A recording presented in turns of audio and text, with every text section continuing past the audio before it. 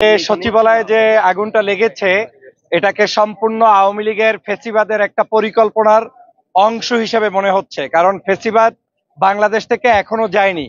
বাংলাদেশ থেকে শেখ হাসিনা পালিয়ে গিয়েছে, কিন্তু শেখ হাসিনার প্রতাত্মারা এখনো বাংলাদেশে বিচরণ করছে। আপনি এই সচিবালয়ের ভিতরে একটা কুকুর পাওয়া গেছে। দেশের সর্বস্থান সচিবালয় 7 তলার ভিতরে ভাই কুকুর গেল কই থেকে? কুকুরটা গেল কই থেকে? সেখানে যে সার্কিট হলো, আপনাদের সিকিউরিটি গার্ডরা কি বাল ফালাইছে ভাই? আপনাদের সিকিউরিটি গার্ডরা কই? পুলিশ কই? একজন ফায়ার সার্ভিসের কর্মীরা ট্রাক চাপা দিয়ে চলে গেল। আসসালামু আলাইকুম প্রিয় দর্শক, ভিডিওটা খুবই গুরুত্বপূর্ণ। স্ক্রিনে থাকা ভিডিওটা ইতিমধ্যে আপনারা দেখতে পেরেছেন। আজকের ভিডিওটা খুবই ইম্পর্টেন্ট, খুবই গুরুত্বপূর্ণ একটা ভিডিও। প্রিয় দর্শক, কথা না বাড়িয়ে আমরা সরাসরি ভিডিও স্ক্রিনে চলে যাই। বাংলাদেশের নাগরিক হয়ে থাকলে ভিডিওটা ফার্স্ট ক্লাস দেখবেন।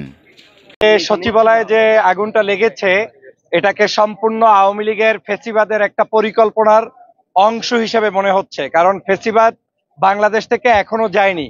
বাংলাদেশ থেকে শেখ হাসিনা পালিয়ে গিয়েছে, কিন্তু শেখ হাসিনার প্রতাত্মারা এখনো বাংলাদেশে বিচরণ করছে। আপনি দেখতে পাচ্ছেন যে গতকালকের বাংলাদেশে ক্রিসমাস ডে উপলক্ষে বন্ধ ছিল এবং আমাদের একজন তরুণ উপদেষ্টা সম্ভবত আসিফ মাহমুদ ভুইয়া, তিনি ঢাকা শহর থেকে অন্য আরেকটি শহরে একটি প্রোগ্রামে গিয়েছেন।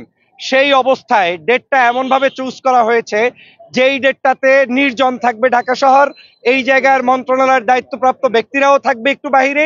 সেই সময় আপনার এখানে আগুন ধরিয়ে দেওয়া হয়েছে এবং এই আগুনটা ধরা হয়েছে তথ্য মন্ত্রণালয়, নাহিদ এবং আসিফদের অফিসকে কেন্দ্র করেই, যাতে করে সেখানের সকল গোপন তথ্যগুলো রাষ্ট্রের গত 16 বছরের স্বৈরশাসক শেখ হাসিনা যে চুরি করেছে, ডাকাতি করেছে, অন্যায় করেছে, গুম করেছে, হত্যা করেছে, নির্যাতন করেছে, টাকা পয়সা লোপাট করেছে, সেই অর্থ সম্পদগুলোর সকল তথ্য যাতে জাতির কাছ থেকে হারিয়ে দেওয়া যায়, সে কারণে এই নথিপত্র পুড়ে দেওয়ার জন্য একটি চক্রান্ত। দ্বিতীয় কাজ হচ্ছে বাংলাদেশের রাজনৈতিকভাবে অস্থিরতা বিরাজ করানো। আপনারা জানেন যে পার্শ্ববর্তী দেশ ইতিমধ্যে বিভিন্ন মিডিয়ায় ডক্টর মোহাম্মদ ইউনূস সাহেবকে নিয়ে, এই সরকারকে নিয়ে বিষোদ্গার করেই যাচ্ছে। তারা চাচ্ছে যে কোনো মূল্যে অস্থিরতা বিরাজ করিয়ে বাংলাদেশের শান্তিপ্রিয় জনগণের এই যে একটি সরকার চলছে তাকে যে কোনো মূল্যে বিপদগ্রস্ত করা। আর ডক্টর মোহাম্মদ ইউনূসকে বিপদগ্রস্ত করার মানেই হচ্ছে আমার দেশের আগামী দিনের যে গণতন্ত্র, সেই গণতন্ত্রকে ব্যাহত করা। সেই কারণে এই ফ্যাসিবাদী চক্রটি এখনো উঠে পড়ে লেগেছে।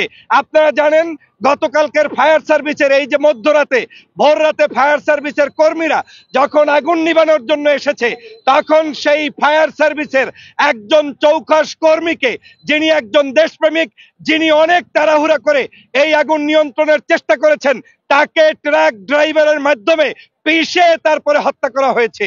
তার মানে এই সবকিছু শেখ হাসিনার চক্রান্তে, সবকিছু আওয়ামী লীগের চক্রান্তে।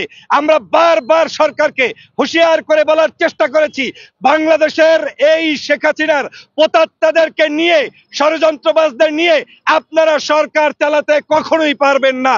সবার আগে বাংলাদেশে দরকার ছিল ফ্যাসিবাদের এই পতনের পরে 5 তারিখের পরে ছাত্র জনতার নেতৃত্বে, দেশপ্রেমিক মানুষের নেতৃত্বে, যারা আওয়ামী লীগ দোসরদের বিরোধিতা করে, সে যে দলের হোক, যে মতের হোক, যে আদর্শের হোক, তাদেরকে নিয়ে ঐক্যবদ্ধভাবে স্পেশাল পুলিশ সিকিউরিটি নিয়োগ দেয়া। কিন্তু এখন পর্যন্ত আমরা সেই রকম বড় কোনো পরিবর্তন দেখি নাই।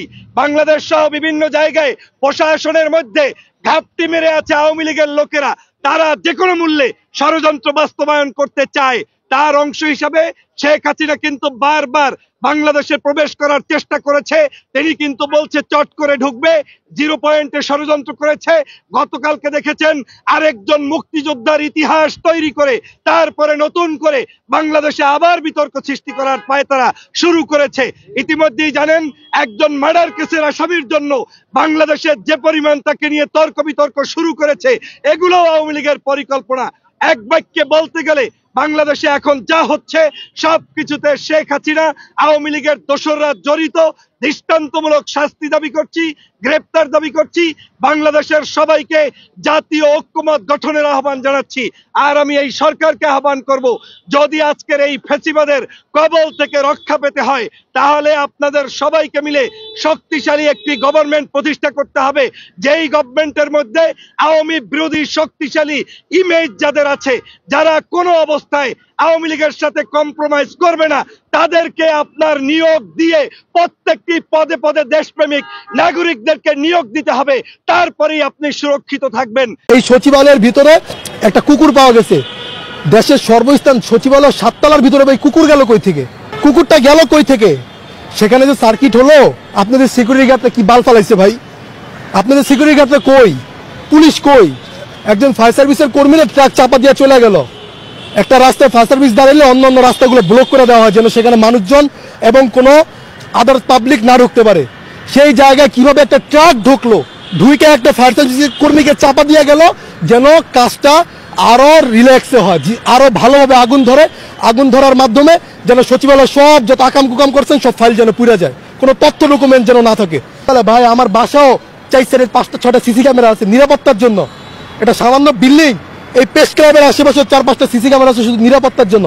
ক্যামেরা জ্বলে যেতে পারে, হার্ড ডিস্ক তার জ্বলে যেতে পারে না, হার্ড ডিস্ক তার ভিতরে থাকে না, মোবাইলের অ্যাপ থাকে। সচিবালয়ের মতো জায়গায় এটা মোবাইল দিয়ে বাইরে থেকে প্রশাসন দেখতে পারবে যে সেখানে কি হচ্ছে, সেই ফুটেজ দেখতে চাই, কোন জায়গায় আগুন লেগেছে, কে আগুন লাগিয়েছে, এর তথ্য বের করতে এখন বিকাল 5টা-6টা বাজে, 6টা পর্যন্ত সময় লাগে না, 1 ঘন্টায় সিসি ক্যামেরা টান দিলে বের হয়ে যায় কে আগুনটা লাগাইলো, কিভাবে এত বড় একটা আগুন লাগলো।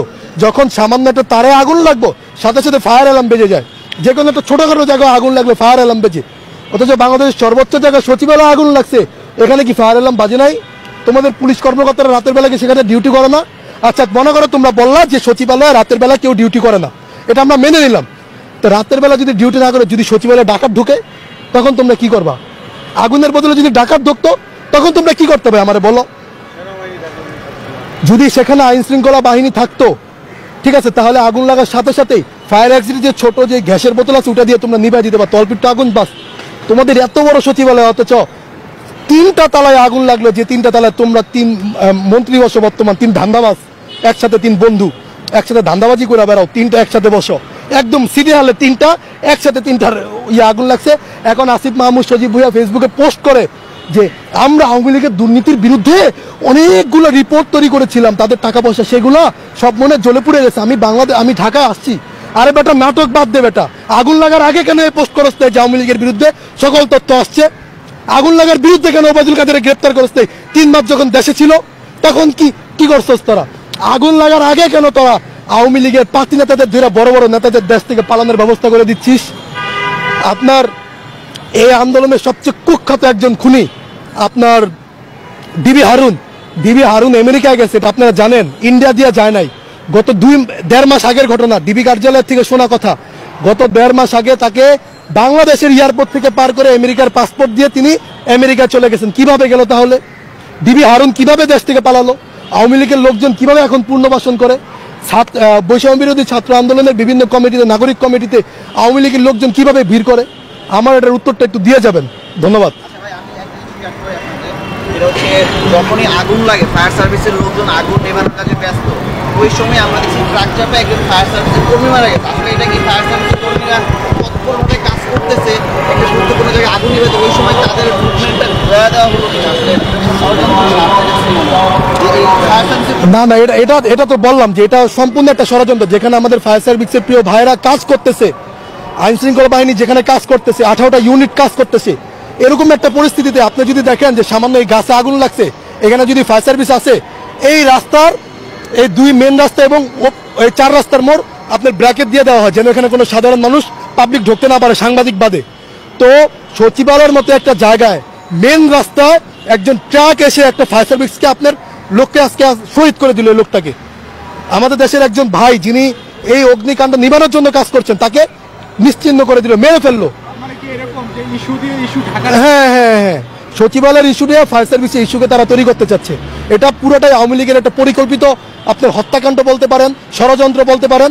এই আওয়ামী লীগকে পূর্ণবাসন এখনো অনেক আমলারা, আওয়ামী লীগের অনেক লোক এখন সচিব আমলার দায়িত্বে আছে সচিবালয়, এদেরকে বের না করে এদেরকে শোষণ করে বিএনপি জামাতের যেসব মানে এই মনোধারী যেসব আমলারা আছে তাদেরকে মাইনাস করে আওয়ামী লীগের সচিবদেরকে এই জায়গায় বসানোর কারণে আজকে এই একটা আমরা ঘটনা দেখতে পেলাম। এটার বিরুদ্ধে আমাদের কঠিন অবস্থান নিতে হবে। এবং আমি শুনেছি যে ট্রাকার আগে ধরতে পেরেছে, ওকে রিমান্ডে নিয়ে জিজ্ঞেস করা হোক কেন উনি এই কাজটা করলেন। ঠিক আছে, আমি জানি উনি স্বীকার করবে না বা মিডিয়া উল্টাপাল্টা দিবে, কারণ গত কিছুদিন আগে একটা জাহাজে আপনারা দেখেছেন 7 জনকে গলা কেটে হত্যা করা হয়েছে। র্যাব কি সুন্দর বিবৃতি দিল যে একজন মানুষ 7 জনকে হত্যা করেছে। একজন মানুষ যদি 7 জনকে হত্যা করে, একটা জাহাজ চালাতে মিনিমাম 3 জন লাগে। ইঞ্জিন রুমে একজন, আপনার ব্রিগেডিয়ার রুমে একজন, আরেকজন হচ্ছে আপনার যেখানে জাহাজ চালায় আর কি উড়ে 3 জন লোক লাগে একজন জাহাজ চালাতে। লঞ্চ চালাতে একজন হলে বা 2 জন হলে যথেষ্ট, বাট একটা জাহাজ চালাতে 3টা ইউনিট লাগে। তো সেই জায়গায় একটা লোক কিভাবে 7 জন মানুষকে হত্যা করে একাই সে জাহাজটা আবার মাঝপথে নিয়ে আসলো, এটা আমার মাথায় ঢোকে না। তার মনে অনেক গরমিল হচ্ছে, এখানে অনেক গরমিল হচ্ছে। হাসিনার পেতার তারা এখনো দেশ চালাচ্ছে। পুলিশের ঊর্ধ্বতম কর্মকর্তাদেরকে হয়তো সরিয়ে দিয়ে অন্য কর্মকর্তাদের আনা হয়েছে। কিন্তু মজার বিষয় হচ্ছে সচিব, আমলা, কনস্টেবল, র্যাবের এখন পর্যন্ত কিন্তু র্যাবের বিচার হয় নাই। এটা বলার কারণে আমাকে র্যাব কার্যালয়ে তুলে নিয়ে যায়, সমস্যা নাই, কিন্তু র্যাবের এখন পর্যন্ত বিচার হয় নাই। র্যাব কি আকাশ থেকে গুলি করে নাই? এটা বিবৃতি কেন দেন নাই? ছোট শিশুকে হত্যা করেছে র্যাব। র্যাবকে বাংলাদেশে নিষিদ্ধ করতে হবে। র্যাব যত গুম আছিল সব গুমের সাথে র্যাব জড়িত, পুরো গুমের সাথে র্যাব জড়িত, এবং পুলিশের অনেক কনস্টেবলের হত্যার সাথে জড়িত। এখনো বিভিন্ন জায়গায় তারা ঘুরে বেড়াচ্ছে, তাদের বিরুদ্ধে অবস্থান নেওয়া হচ্ছে না।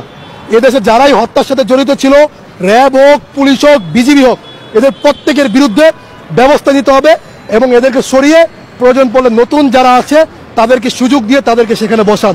সময় লাগুক, 1 বছর, 2 বছর, 3 বছর লাগুক, আমরা মেনে নিব, কিন্তু কোনো খুনিদের হাতে বাংলাদেশ নিরাপদ না।